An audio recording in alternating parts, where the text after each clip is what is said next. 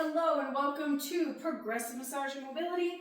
Today we're going to work on the hip airplane. So, most important thing I want you to remember is to always have a firm point, 3 points of contact with your foot to the ground.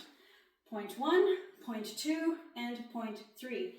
They should be firmly connected to the floor at all times. You don't want the knee to drive out too far or be on that knife edge of the foot. You certainly don't want to collapse in the ankle or in the knee.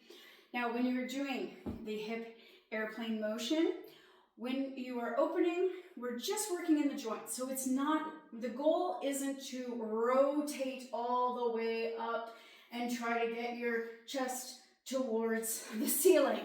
That is not the goal here. We're not working on rotation. We're just working on stability in this hip joint. And for an extra bang for your buck, you're going to start to create and work on stability as an added bonus in the ankle, which is why I recommend you definitely try and attempt this exercise in bare feet. Now, I want you to try and get 10 reps in for 2 sets on each leg a couple times a week. There are many different variations we can do just depending on what level you're at.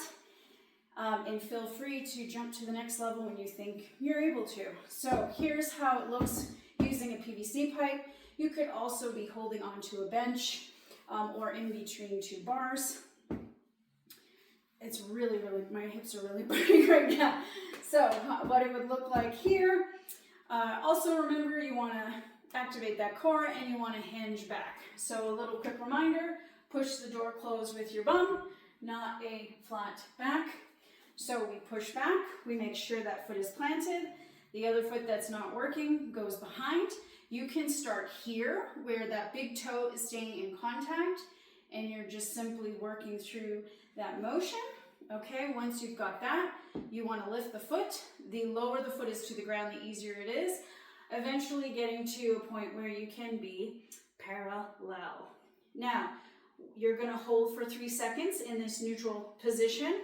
And then you are going to open up the hip for a count of 3. Notice my range of motion here. It's not very big, right? Remember, we're not trying to rotate. We're just trying to work in the joint. Everything is shaking. It should be.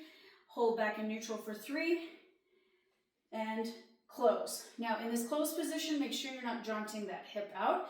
You just want to drop this, the foot slightly here. Close that hip. It's that 3 count and come back. It's just enough that you can feel a slight stretch, or you might feel a really big stretch in that hip. But again, you don't need to exaggerate the motion. We're not working on mobility here. We're working on stability. Stability is control. Okay. Mobility is freedom in the joint. Stability, control of the joint. When we have control of the joint, we are less likely to get injured, okay? Less likely to have compensation patterns, all right? Important. Now, without anything stable, so help me God. Whew, here we go. 3 point of contact into the ground. I'm shaking like crazy. That's okay. That's a 3 count. Nice and tight here. Okay, I'm not trying to open up the chest. I'm not trying to create too much rotation. That's 3 counts. Back to neutral, that's 1. This is 2. Good. This is 3. And we're going to try and get 10 of these in. Okay. Now, if that's pretty easy for you, you're feeling confident. These are, if you want a bigger challenge, you're going to grab your band, tie it to something secure, probably the rig. Keep it underneath the knee, and it needs to have enough stability that, so if I let this go, right, it's driving me out to the side. Same thing, drill comes out, watch the knee, lift, and now we have opposition happening. Good, everything's nice and tight. Woo! It's also easier if you hold your hands in than if you hold your hands out. Okay. Phew.